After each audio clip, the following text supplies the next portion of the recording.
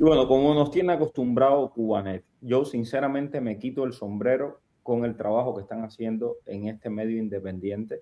Acaban de hacer una investigación que plantea una hipótesis de mucho impacto y con la cual yo coincido 100%. Gaesa está reorganizando parte de sus activos para reducir el impacto de las sanciones impuestas por la administración Trump y está utilizando operaciones que, según fuentes consultadas por Cubanet, y yo me atrevo a decir que también tengo mis fuentes ahí y que me han dicho exactamente lo mismo, no implican la pérdida real del control de los militares sobre los negocios de Gaesa.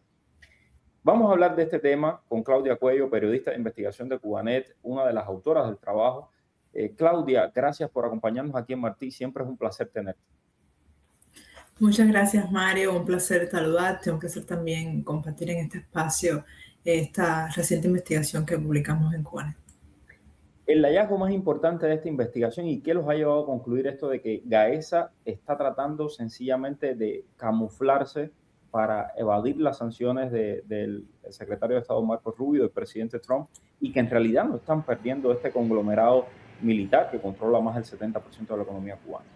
Pues sí, esto es una investigación que nosotros empezamos ya hace algunos meses, un equipo que está en Cuba y que, como te he comentado anteriormente, por temas de seguridad no puede firmar, junto a un equipo que está en el extranjero. Estuvimos investigando durante un tiempo esta transacción que fue la compra de Montebarreto, una inmobiliaria bastante importante en Cuba y que es propietaria nada más y nada menos que del Miramar Trade Center.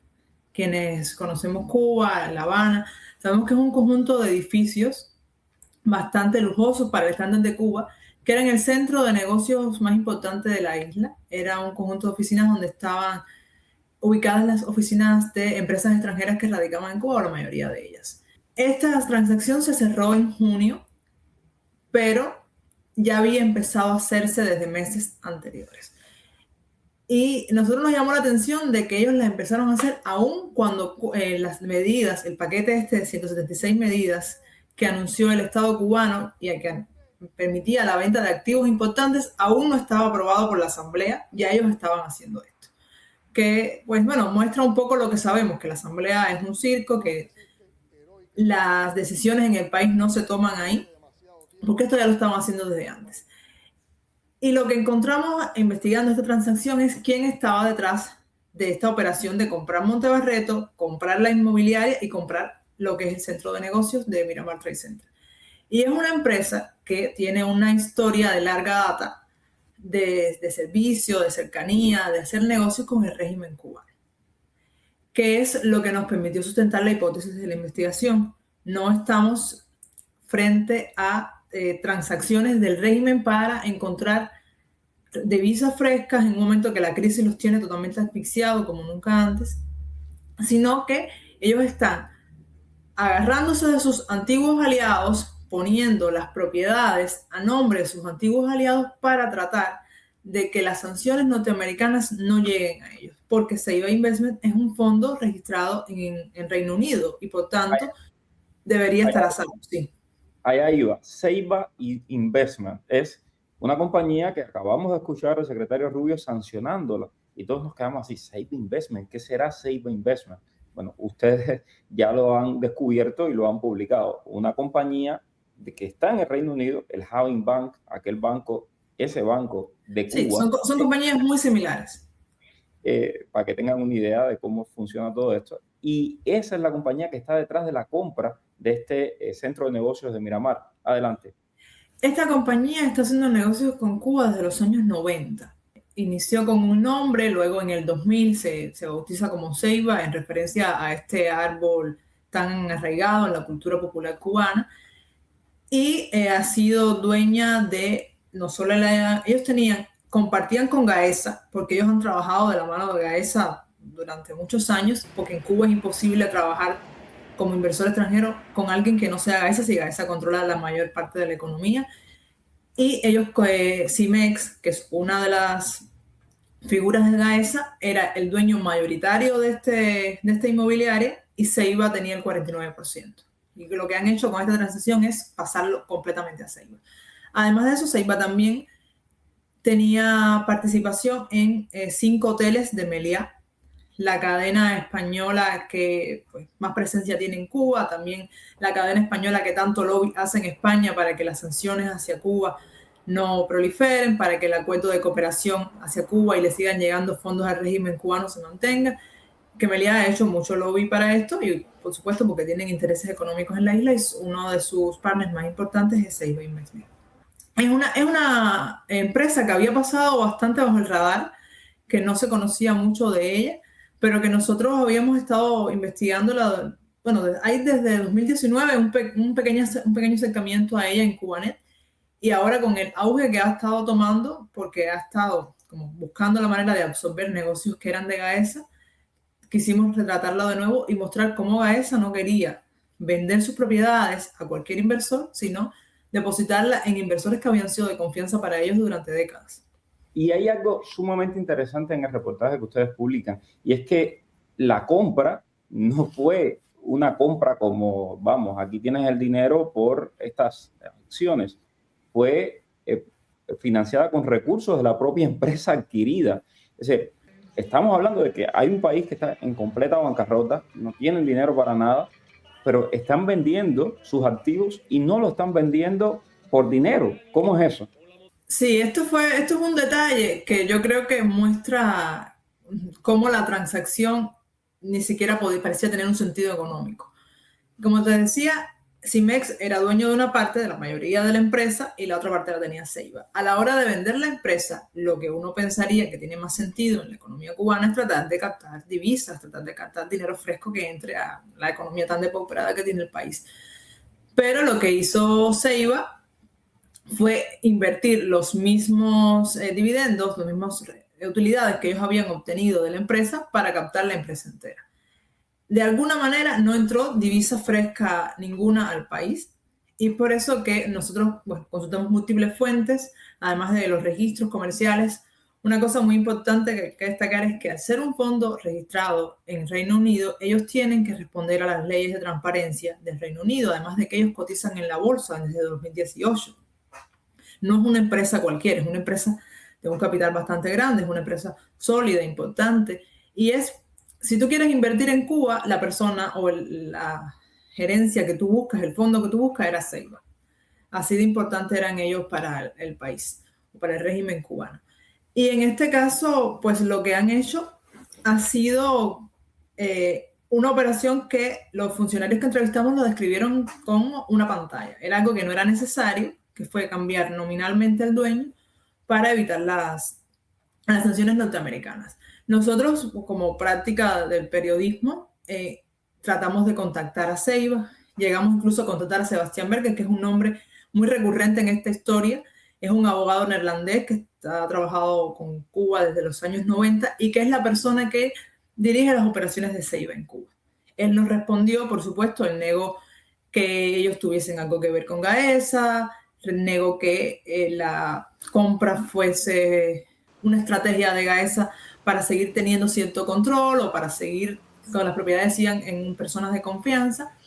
Y lo que nos dijo era que si algo mostraba esta transacción es que las cosas en Cuba sí estaban cambiando y que sí era un momento de invertir en la isla. Es un discurso que más o menos nosotros esperábamos que fuera su respuesta.